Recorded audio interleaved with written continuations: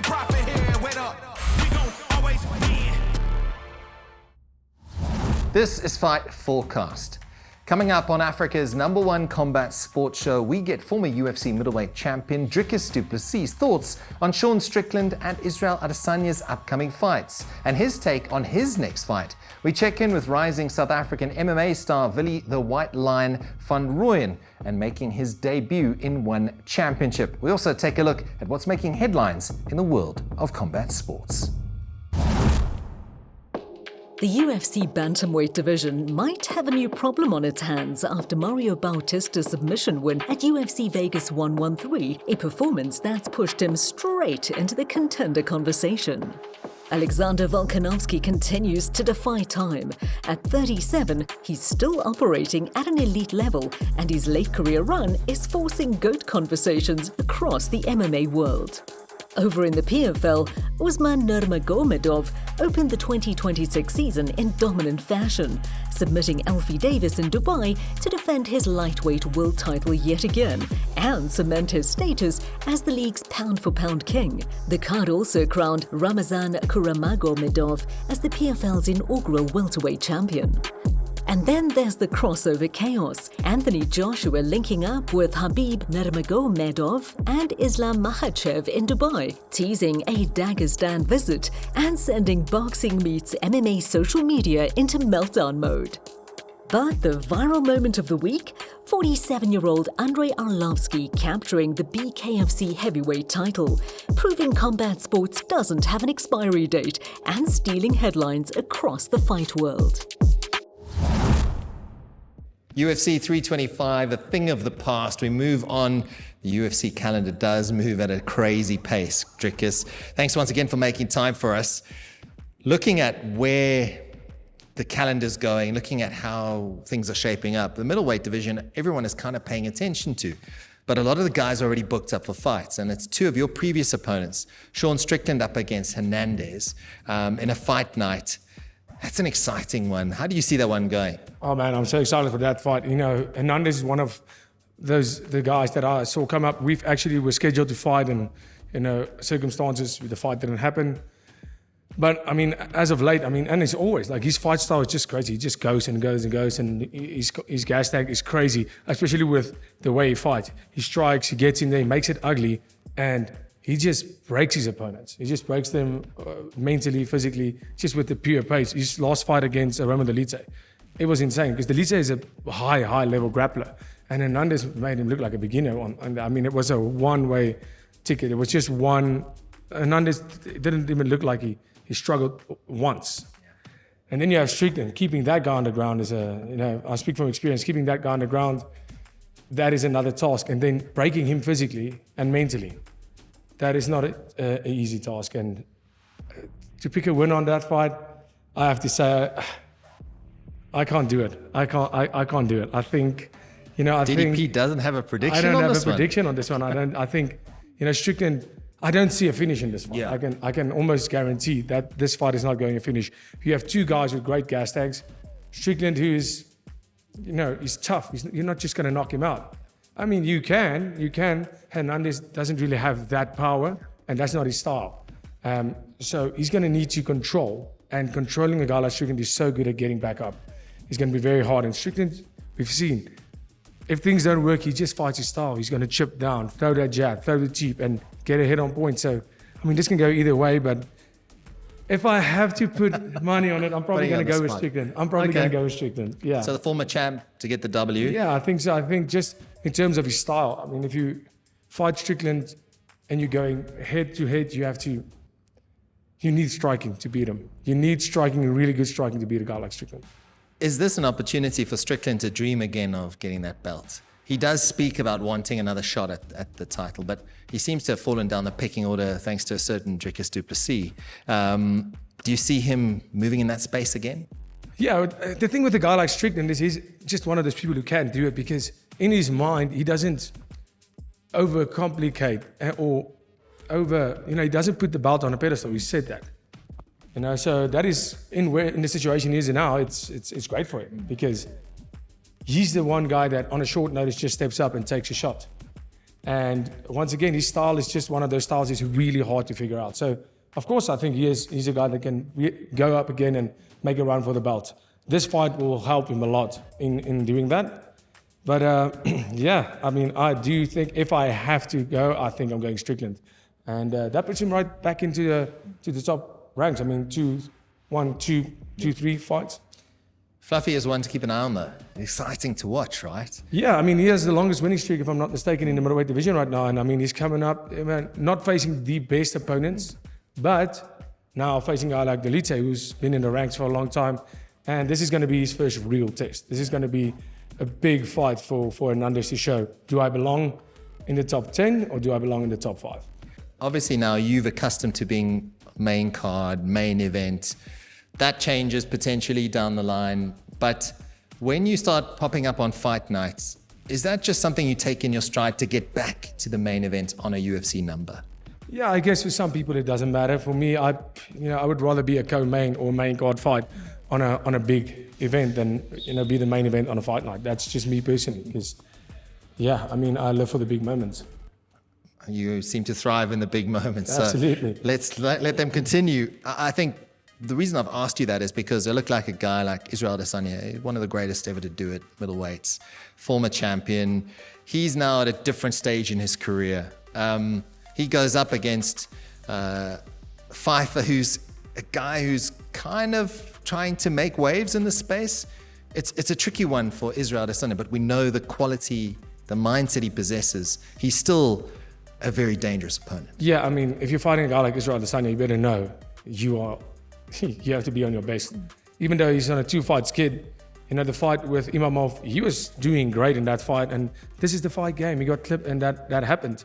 Of course, we are former opponents, and I was in there with him. That guy is he is as good as people think. Then you have Pyfer. I think he hits very hard. Of course, people know that, but it doesn't help you hit hard, but you don't catch him. Israel Adesanya is a hard guy to hit. And if you're going tit for tat with him, if you're going strike for strike, you will not beat him. He is too slick. And if Pyfer needs to be able to take him down, and I don't think he's going to. Adesanya has really good takedown defense, really, really good. And Pyfer is not necessarily a guy that goes and takes people down. So it's going to be a very exciting fight. It's going to be, and just kudos to Adesanya for this. I mean, going out there, giving a guy like Pyfer a chance. It's not close in the rankings. It's an exciting fight for fans, and that just shows the quality of warrior that he is, putting his reputation on the line to fight an up-and-coming guy that he doesn't need to fight. And he goes out there and he said, I want exciting fights, and this is an exciting fight. Is it fair to say Israel is planning his exit strategy, and he's very much a guy who will go out on his own terms? He won't be asked to call it a day. Yeah, I think for any fighter, it's really hard. Yeah. I think it's hard. We live for this. And sometimes you need somebody to tell you, listen, it's time. For him, I don't think it's time. I don't think it's time yet. I mean, we'll see in this performance, but, in terms of accomplishing things in the sport, that's not where his mind's at. Going for the belt, that's not where his mind's at. It's probably not going to happen. I can almost guarantee it's not going to happen because that's not what his goals are. His goals right now is fighting the best guys that he can, the most exciting guys, and doing what he loves. And that's a special place to be because he has already done it all. He's already in the Hall of Fame. He is one of the greatest to ever do the sport. So for him right now, enjoy the sport and do the thing you love and entertain the people like you always have. For Dricus du Plessis and your legacy, I know that you have seriously unfinished business. How hungry are you to get that belt back and hold on to it? Yeah, absolutely. I think for me, we needed to fix some things, obviously, and I spend time now doing that. And like I said, I'll be ready for April. I would love to be on that April card, the Miami card. There's no opponent yet, there's no contract yet, we don't have any of that. Whoever, let's go. I'm ready to go again and get back to my belt as soon as possible. Don't really matter who it is. I would, of course, love for it to be Hamzat and redeem that loss. But, for me right now, the next fight is the most important fight of my life. And I will win that fight and I will get my belt back. Let's say you do get a shot at Hamzat again. Are you expecting any surprises there? Because he has the default setting and it's not to fight you, it's to smother you. and negate anything you bring to the fight? Yeah, of course. I mean, fighting Hamzat again is, of course, what I'm after. Expecting any surprises? No. There's not going to be any surprises. I mean, that is the way he's going to fight. And if he tries anything different, it will be a terrible night. We all know that. But he did what he had to win that belt. We can't hate on him for that. No, he did what he needed to do. It's the rules of the game, and he did it. So saying that, it's not fair, it is fair. He did what he had to do. Not how I would win my belt or would like to, but that's what he did. And now it's my responsibility to go and fix that, to stop him from doing that again and get him to fight my fight. It's tough to fight someone who doesn't want to fight you, DDP. I understand that. So my point is, like, you're looking for guys who will bring fights. You're looking for guys who you can express yourself, show your array of skills, because you couldn't do that on that night. Yeah, absolutely. And once again, I say it's always great if you have a guy that comes and fights, because it's my style and it's what I love to do, to entertain, to hear the crowd go crazy. But he knows that, and that's why he went for that style. And once again, I understand that it wasn't the best fight to watch. In fact, it was a terrible fight to watch. But he did what he had to win that title, and good for him. My responsibility is to stop him from doing that, and that's what I will do. Last one, what does success look like in 2026? I'll have my belt back before the end of this year. 2 fights, 3 fights? 2, maybe 3. Okay, fantastic. DDP, thanks for your time. Good luck. Thank you. Keep up the training. Can't wait to see him in action in April in Miami. Against who? We'll wait and see. Willie the White Lion van Rooyen is a rising star in mixed martial arts. After capturing the EFC flyweight title, the 23-year-old was signed by One Championship. And now, despite a bumpy start, he has set his sights firmly on climbing the rankings and claiming the coveted title. Tucked away in the north of the South African capital of Pretoria, a small band of fighters is toiling away under the watchful eye of coach Nico Mutata at the up-and-coming 18 Stars gym. Among them is the exciting flyweight, the man known as the White Lion, Willie van Rooyen.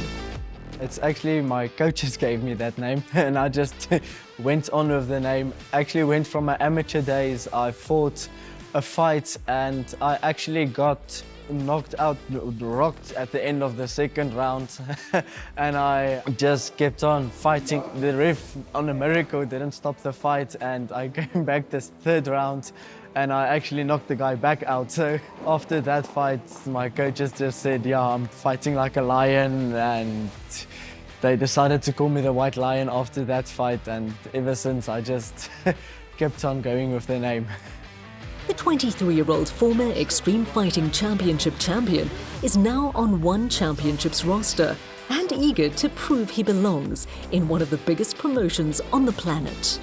After the last fight, I didn't go as planned, but the nice thing is we had an icebreaker. We saw what the skill level is on that side and in that promotion. So it benefits the whole gym, because even though we still have EFC fighters like Moses and Dana, we are training as if they are fighting at One Championship. So it's basically up the whole game sets of our gym, and we are more like a family. There's no egos in our gym. There's no I'm better than you because I'm fighting at One Championship. We are all fighting as if we are all fighting at One Championship, and training as if we are all fighting at One Championship. So our team philosophy is basically that if you lose, the whole gym loses, and if we win, everyone wins. Everyone is involved when we are training in a fight camp, and the whole team is making sacrifices for one person to fight. So I think that's what sets our team apart from other gyms, is they don't focus on one or two fighters, they focus on every single fighter in their gym.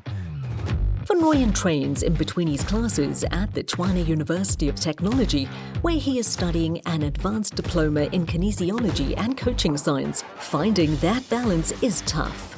It's almost like I used to want to escape my mind from the other thing. The nice thing about the university is they actually support me. One of my professors are currently mentoring me as well. So when I have a fight and there is a test or assignments, he said I must just speak to him and he will help try to accommodate me from their side as well. So last year, I think it was just before I defended my EFC title bout, the morning of the fight I was writing a test. So sometimes it clashes a bit, but Yeah, you have to be a professional. You have to make time and make that sacrifice to try to excel in both of them. His debut in the One Championship did not go according to plan, but it has only made him more determined to succeed. We took the loss, but we didn't take it badly. It was a small mistake that I made, but the nice thing is we learned that you don't just back down from that. You need to get back up, work yourself up, and that's what we're currently doing. We are currently in a fight camp, so we are currently pushing. We want to show that they didn't make a mistake to sign me at once. So biggest goal now at the moment is to just have a huge comeback and show the world what the South Africans can do.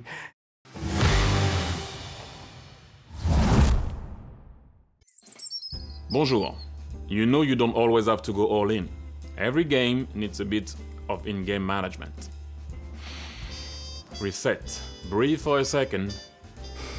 The best managers always stick to the plan. Play within the lines, that's how the game works best. And hey, if things feel off, take a break or set limits. No harm in taking a moment on the sideline. And just remember to bet the responsible way with Betway.